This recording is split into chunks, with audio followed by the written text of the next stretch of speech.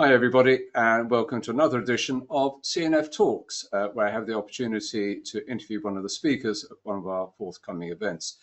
Today, it's my great pleasure to be speaking to Mark Kenber, who's the Executive Director of the VCMI, for those of you who don't know, the Voluntary Carbon Markets Integrity Initiative. And Mark's going to be speaking at our International Carbon Markets Conference on the 29th of May in London. Mark, welcome. Thanks very much, Maurice. Great to be here. Very good to have you with us. So this is a timely interview, isn't it? In that the government's put out its recent consultation on high integrity principles for the carbon markets. What sort of impact do you think they're going to have? And a second linked question, what has been the involvement of the VCMI in that? Well, I think the government's recent consultation document is a very significant moment. We've had in the past both the UK and the US issue principles for high integrity carbon, and in the UK's case, voluntary nature markets. But principles don't move markets. What the UK is now has issued its consultation on is how to translate those principles into policies, incentives, regulations that will actually drive demand. And this is why I think this is important. Is 3 or 4 years ago, companies were making voluntarily investments in carbon credit markets because there was reputational or brand value associated with it.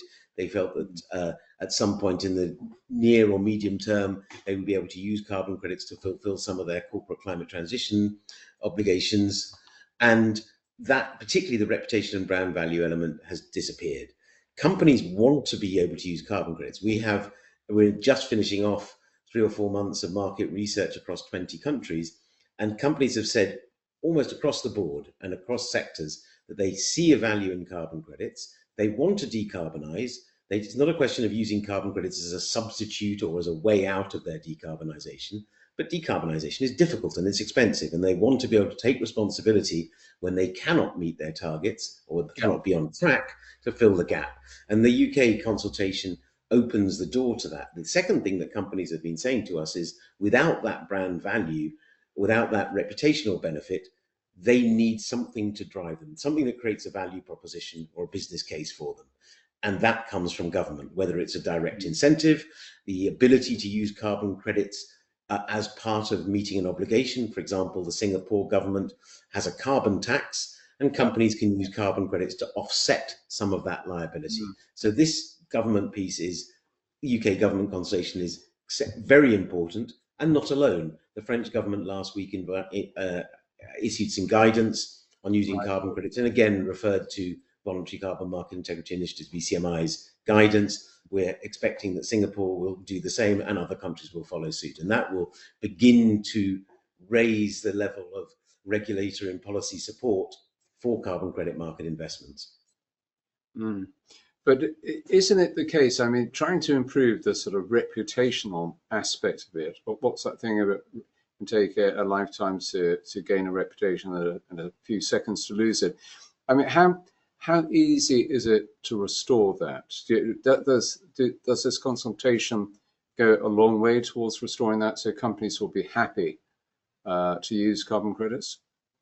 Well, I think there are two ways of answering that question. One is, over the last 3-4 years, we have seen incredible investments in building infrastructure and building the integrity infrastructure around the carbon credit market. So you have our partner organization, the Integrity Council for the Voluntary Carbon Market, which has created a threshold standard both for the programs that issue credits and for methodologies for projects themselves. And that has already raised the bar. And we can see that there's a price premium for what are called their core carbon principle labeled credits. And there is a shift towards quality in the market and a desire for integrity. And so that's a very important part of that. Second answer is, trust and reputation are important, but if a government says to you, you must buy these carbon credits, or you have an obligation and you can use these carbon credits that meet these specifications to meet part of your obligation, then reputation is important, but it's not as important as the business case, which is reducing costs or taking advantage of an incentive. And that's why government intervention is so important. Yeah. Yeah, and the second part of my earlier question, that the role of the VCMI in this, because is it the case the government have taken essentially your standards and that they're pushing those? Well, in the consultation, they clearly say that they recommend that, or suggest that, recommending that companies should follow our claims code of practice. And Yeah, then yesterday, no, 2 days ago, we announced our um, Scope 3 Action Code of Practice, which would allow companies to use carbon, or require and allow companies to use carbon credits to make up the difference when they're not on track to meeting their targets. And that too is included in the government's consultation. I mean, I think there are two reasons for that. One is we are and have been established as an organization that creates guidance and rules on the demand side of the carbon credit market, how companies should engage. And so it's fairly straightforward that they should look to us. But also we've been working, we have a country contact group of nearly 80 countries, and we worked very closely with countries all around the world over the 3 or 4 years we've been around. yeah. And therefore, we have obviously been working with them to put policy and regulation in place that supports the market. Mm. And when you're talking to corporates, what are the most common misconceptions that you encounter about, well, corporates or others, that you encounter about corporate use of carbon credits? And how Well, does your claims code help dispel these? I mean, the single biggest sort of misconception is that companies that are using carbon credits are doing so to evade or avoid some responsibility to decarbonize internally. Yeah. But the evidence over the last 2 or 3 years suggests that that is far from being the case. So, for Mm. example, an ecosystem marketplace report 2 years ago showed that companies that are voluntarily buying carbon credits are investing 3 times as much on average than those that aren't in their Yeah. own internal decarbonisation. Mm. Companies are engaging with voluntary carbon markets nearly twice as likely to be reducing their emissions year on year, and twice as likely to have internal carbon pricing mechanisms. So that suggestion that companies use carbon credits to escape a responsibility as a loophole to greenwash is just Mm. not true across the board. And that's one big Mm. misconception.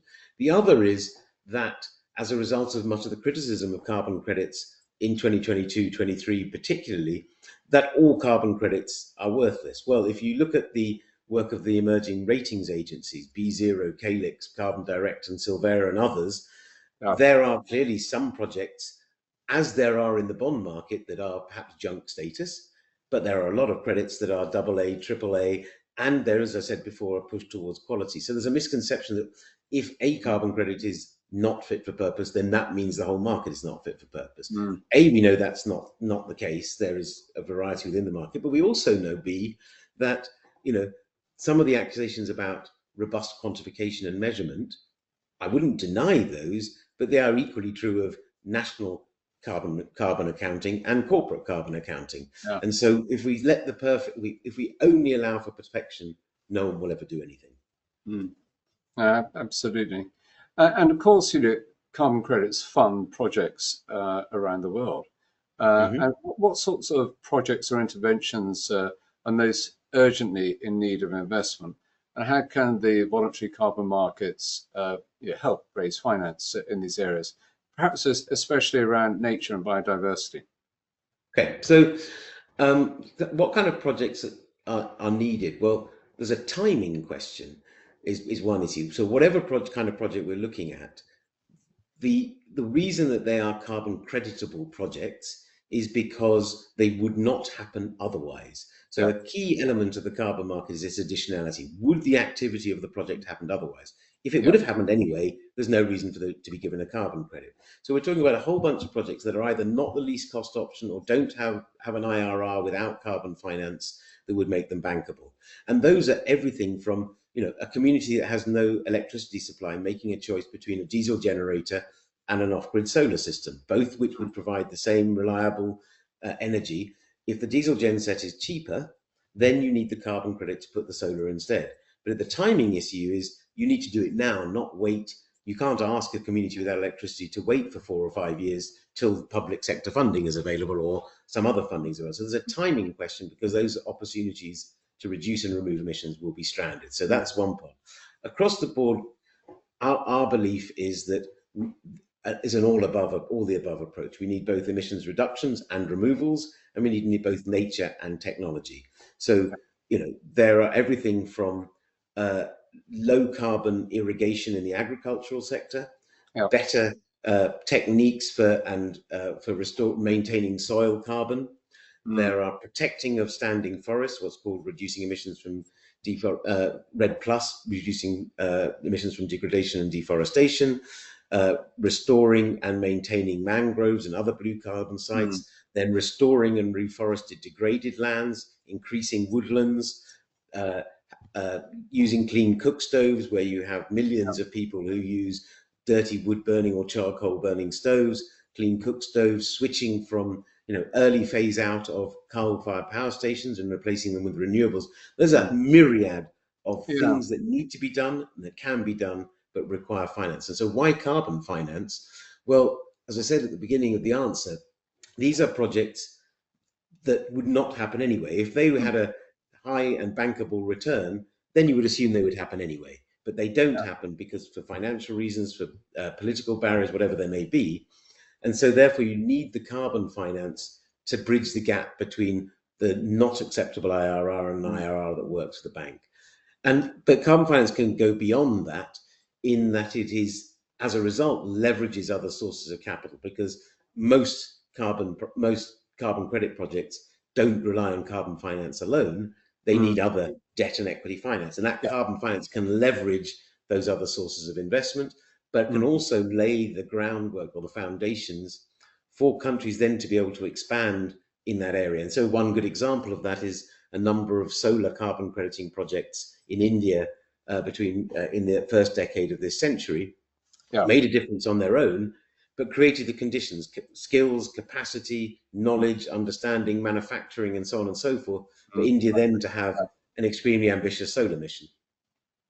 Yeah, so just continuing on that theme for a moment, if you can, what do the multilateral banks and development institutions do in terms of carbon credits? Do they factor them into the potential financing of some of these sorts of projects? Certainly, in some cases they do. The World Bank in particular has been a pioneer with some of its carbon funds over the years. Now I think through MEGA is looking at insurance to underwrite some of the risk associated with carbon projects, and has its client countries which need to use carbon finance to meet their nationally determined contributions, their own climate targets. So all of the multilateral development banks are involved in this in one way or other. They play different roles. Some of it's capacity building, some of it's providing anchor finance, some of it's insurance, but they all see carbon credit markets and carbon finance as being essential, because at the moment there is no other mechanism to channel private sector finance into projects that would otherwise not be bankable. Yeah, it's so important, isn't it? There are some estimates that the VCM could reach $35 billion by 2030, obviously from a pretty low figure currently. What needs to happen between now and then to make that a reality? Well, I think one is the governments need to introduce clear and consistent frameworks and incentives for corporate engagement. It goes back to what we were saying earlier. Companies need to know that they're allowed to do this, and even better, required to invest in carbon credit markets. And that at the moment is going to come from government frameworks, where we hope that SBTI, ISO, and others that are setting standards or frameworks for corporate net zero will also enable that. And then you've got both the voluntary and the regulatory side pushing in the same direction, saying to companies, not only can you use carbon credits, but that when you are off track, you must use carbon credits. You've got to, you can't just shrug your shoulders. And we've been working with governments all around the world to drive that consistency and clarity in what companies can and should do, but also to ensure there's as much harmonization and interoperability as possible across countries, because many companies, as you know, operate in multiple regions and want to be able to have consolidated carbon credit investments. And so, one piece of work from the We Mean Business Coalition said that a regulatory claims code would immediately increase corporate spend on carbon credits by 8% straight away. So that's not going to get us to 35 billion, but it shows that there would be a response to a regulatory framework. So I think the regulatory side and the independent voluntary standard setters for corporate climate action, they both come together around use of carbon credits as a complement to corporate decarbonisation, something you do above and beyond, either to go beyond your targets, or when you really cannot meet your targets or be on track to meet your targets, you take responsibility for those excess emissions by investing in carbon credits. That would get us a long way towards whether it's 35 billion or not, but certainly scaling it up far beyond where it is at the moment. Yeah, very good. Well, let's hope that all that progress is made. But for our viewers, if you'd like to hear more about this and related issues, please do come along to the conference. Once again, summit on 29th of May, which is being held in London. Further information is available on our website, www.cityandfinancial.com. Mark, I look forward to seeing you at the conference. Thank you for joining us. Thanks so much for meeting.